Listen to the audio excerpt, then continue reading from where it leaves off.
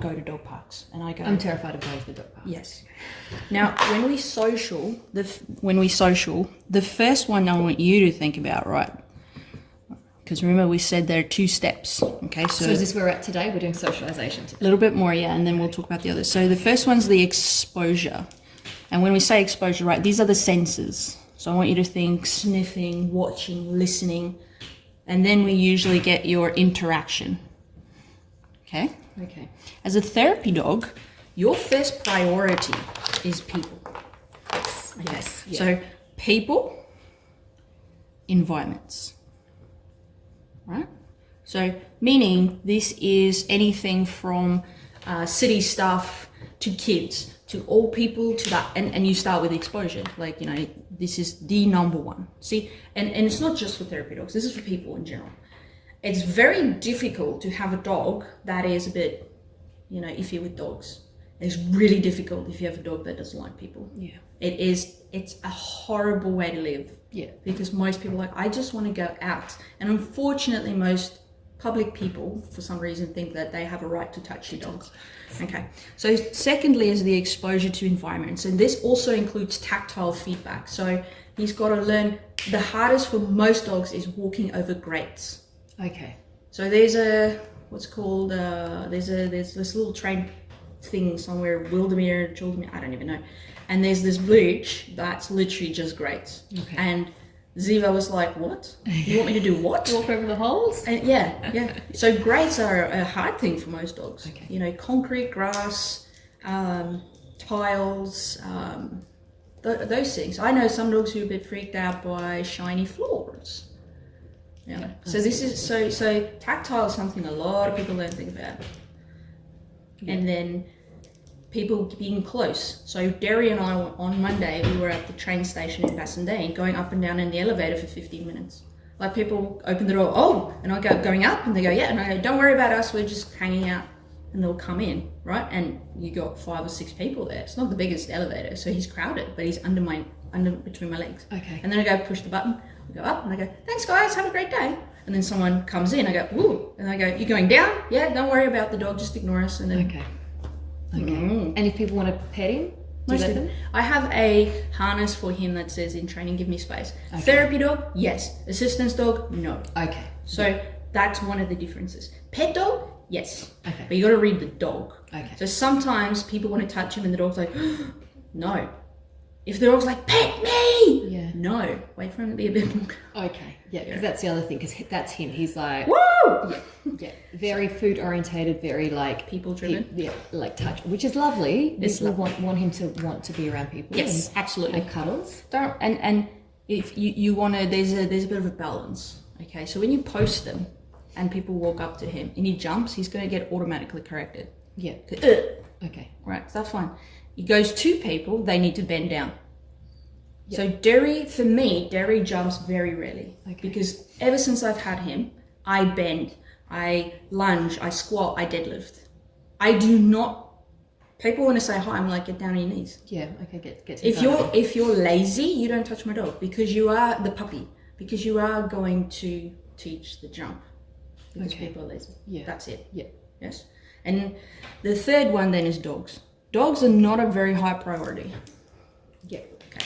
So a lot of dog trainers will say, oh, don't go to dog training. Don't go. The reason for it is you don't know what you're walking into. You don't know the experience level of the handlers. And this is the owners I'm talking about. You don't know the other dogs. You don't know the combinations of dogs. Yeah. But what I do, and these are the enclosed dogs parks. Yeah. Guess what? You can be outside of it. With the dogs inside. With your dog. Yeah, okay. So what I tell people is don't be near the entrance. Okay? Don't go there. That's a weird place to be. Yeah. Okay? Be somewhere else. So you go to an enclosed dog park, you go sit on a bench, you know, read a book if you will, and hang out. Okay. And your dog goes, what's that one doing? And again, that's exposure. Okay. And then later on you start doing your food chase games. You go, you ready? You hungry? And he goes, well, that dog's very interesting. No, I'm not hungry right now. And then you go, right. So this is the morning session. And then the afternoon you go to that exact same park. You know, you go, you hungry now? And he's like, no, there's a new dog there. What are they doing? The third time you go, hey, you hungry? I should probably pay attention. Yes, I'm hungry. Okay. So then you start working and you're starting to switch the dog like, hey, draw his attention. we need to get some focus here. Okay. Once you've got that, so exactly the first time, like here you had to go, hey, you're hungry. He goes, no, I'm not. Okay, we'll give you a couple of hours to create some hunger. We'll present it again, right? Then you start your food chase games. Everything's exactly the same. Food chase games. Yeah, straight lines, circles, okay, yes, over, under. Yeah. But now you have this added thing where you have, whatever dog's in here with people being dogs. So it's the he's got to choose where his attention goes. That's right. Yeah. And that's the hardest lesson to do. Okay. So is not trying to entice that attention, like, hey, buddy, hey, Jumbo, you here, over here, come on. Yes. It's like, yeah, okay. So if he's not giving you any attention, you just let him look at the dogs. You just do your posting and hang out. Yep. So let him expose his senses, nose, eyes, ears. The association's nothing because he's not in there, right? You can see if other dogs are coming to you. You can move away if you need to. You start with that first. Have a look and see what he's like. Mm-hmm. You can always let him, if he's very curious, you can let him go up to the fence and start looking at the other dogs. What are they doing? Are they like storming the fence and he's like, what's happening? You've got a fence there that you can assess. Or is it a dog that kind of looks at him, sniffs, comes at an angle, very polite, so they can, that sort of stuff. Okay. And you've got a fence. Yeah. That way you're not relying on the other dog's handler. Yes. When you're in there, that's a different story. Yeah. That's a completely different thing. Yeah. Okay. So usually a lot of people focus on dogs. No. That can wait. Okay. That can wait in the teething or just after teething period. Don't worry about that. Okay. It's the people and the environments that we need to expose them, because if they're comfortable around people and environments, they'll be a lot more comfortable around dogs. Yep. But if you try and expose them just to dogs and they haven't done the environment yet, where am I going to go if I feel unsafe? Yeah. That dog's coming. What do I do? Yeah. Okay. Does that make sense? So your posting is so important. Okay, so that's what I'm going to focus on this week, is to post in just public. Outside. Yeah. And you need to start learning. So one for you as a handler is situational awareness.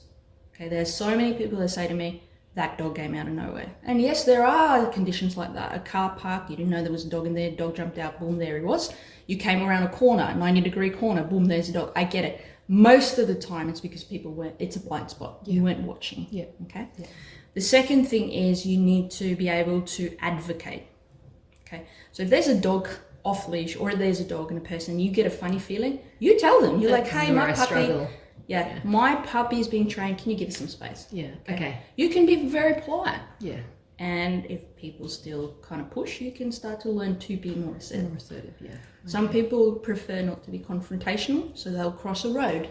So if there's an off-lead dog and you see the dog's like, oh my goodness, there's a puppy, and they come, instead of putting your little puppy in that predicament, if you walk across the road, that person's going to panic. Your responsibility is your puppy, not the other dogs. Okay. This is a very hard, our truth. Like, yeah, but what if he gets hit by a cat? That's his owner's fault, not yours. Yeah. Okay. Yeah. Some people are put in a situation where they go like, I had no time to get out of there, and there was that, and what do I do? And I go, well, my personal choice is I put myself between them, because legislation is very clear. Human, then dog. If I get bitten, your dog's in trouble. You are in trouble. But if your dog comes in, instigate it, and my dog bites, my dog's in trouble. Yeah.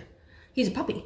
So what we don't want is, you don't always want to go, it'll be all right. The question then is, when it's not, what do you do? And most people don't have an answer. Okay. So if you leave it up to chance, it's open to disaster. Now, I'm not saying a dog should never be exposed to disasters. Some point in time, you need to see what's he made of. Yeah, but you need to have a plan for getting out of there. You need to have a plan. Yeah. Okay. An exit plan. Make sense? It makes total sense. I wish Steve was here, because our last dog send was... it for you. Oh, perfect. Sorry. Yeah, our last dog was, being a farm person, he's seen lots of accidents with dogs, so he was hyper cautious. Yes. So Jura was never off the lead, never socialised as much as he was later in the track. Absolutely. When the kids came, it's like, yeah, what are you going to do now? Yeah. It's like, well, we have to. So it's just, that's why usually like people will ask me, what do you do for the first 6 to 8 months? And I'm like, socialisation, exposure, public. There's places. a critical period. Yeah. But the dog's sexuality does, like, once they become sexually mature, is for females usually around 6 months up, And then males usually are 8 months up. So when they go through that, it's also important to continue the exposure. I spend so much time exposing Ziva. I didn't start teaching her sit until she was 3. Okay. It was not important to me. Okay. I did so much posting. I did so much tethering. Because it's just that's why you see the dog I have. That's not obedience. Yeah. But I can still no, that way. So if that's not obedience, what is that? Just that's just exposure. That's confidence. That's being situationally aware. One of the skills she's working on now is learning to read other dogs, and also how to communicate. So for her, it's important to not tolerate, explode. Yeah. For her, it's tolerate, assert boundaries appropriately. You can't bite a puppy's head off if you don't know what your boundaries are. Yeah, that's right. So that's what we're working on now. Okay. Her bloodlines, she'll be 4 in December. Her bloodlines, both mum and dad, are both known to be dog aggressive. Yeah. Okay. Not humans. Yeah. She's fine with humans, and you've seen it. So my dogs. So see how I'm here now, at the moment. Oh, okay. Yeah. Doesn't mean I'm not doing obedience. Well, I'm just not relying on obedience only. So I have a very obedient dog. Does not mean my dog's dog friendly. Okay. Because that like when you were saying like dogs do it. Well, it's best for dogs. I was thinking, well, how does that work for dogs being obedient? Because I know, like with recall especially, if you recall a dog, and he knows that you're going to take him home and love him no matter what, he's not going to recall. And that I feel that's obedience. But if he's got situational awareness and the confidence, then you know that if he doesn't recall, it's likely that he's going to be safe. Yes. Okay. So it's interesting that you mention that, because let's say my dog's over here playing with the dog, right? And I recall them to go home, and he's like, I just got robbed by an opportunity to continue playing. Yeah. That only happened a couple of times. And then we recall the dog, and the dog looks at you and goes, yeah, but I'm not done yet. And then they go and play, and then we get more agitated.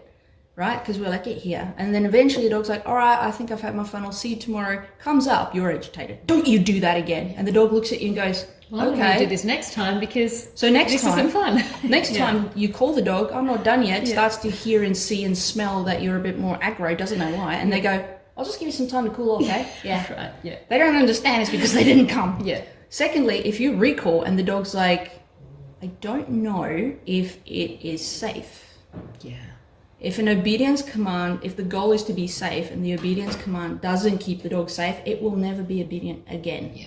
So you work with temptations first, and then you work with threats. Yeah. Okay. It's very simple. Okay. So there are times where a recall is not appropriate. You need to learn what they are. Yeah. It takes time. Yeah.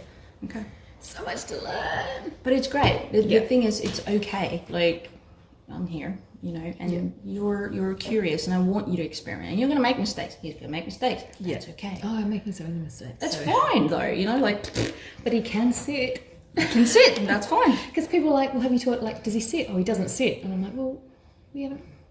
Nobody's told me that. I didn't think we were going to do that. Does he need to sit? When does he sit? What time do dogs sit by? And then so many people were saying, he doesn't sit yet. Oh, he doesn't sit yet. How old is he? Oh, he doesn't sit yet. And then it's like, yeah, but I can groom him, and he's very polite, and he doesn't eat everything, and he can calm down, and I can clip his neck. Like with Ziva, she was a year or 2, and the people were like, your dog doesn't sit. And I'm like, no, but she'll recalls in any situation. Okay. And they look at me and they go, my dog sits. And I'm like, that's fantastic. What else does it do? Yeah.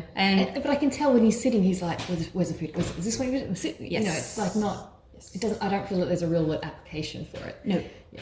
But there's a difference. So obedience is relationship. And dog's natural thing. Okay. Sitting is very natural. Yeah. Okay. Tell me that your dog drops. Tell me that your dog can play bow and hold that. That's more unnatural. Tell me your dog recalls. Yeah. Okay. That's unnatural. Dogs are like, why? Yeah. Even young cubs, they don't always come. Okay. So all right, that's good to know. Okay, so 3 years. If he can sit and recall at 3 years old, it won't be 3. It won't be 3 years. I won't worry. Well, I won't worry till then. So I will work with you. That's usually you're usually after you've done your straight lines and circles and that, we actually do start doing the mechanical side of the sit, drop, stand, recall, heel, and that. In my system, there's 7 obedience commands, which I'll talk to you about real quick.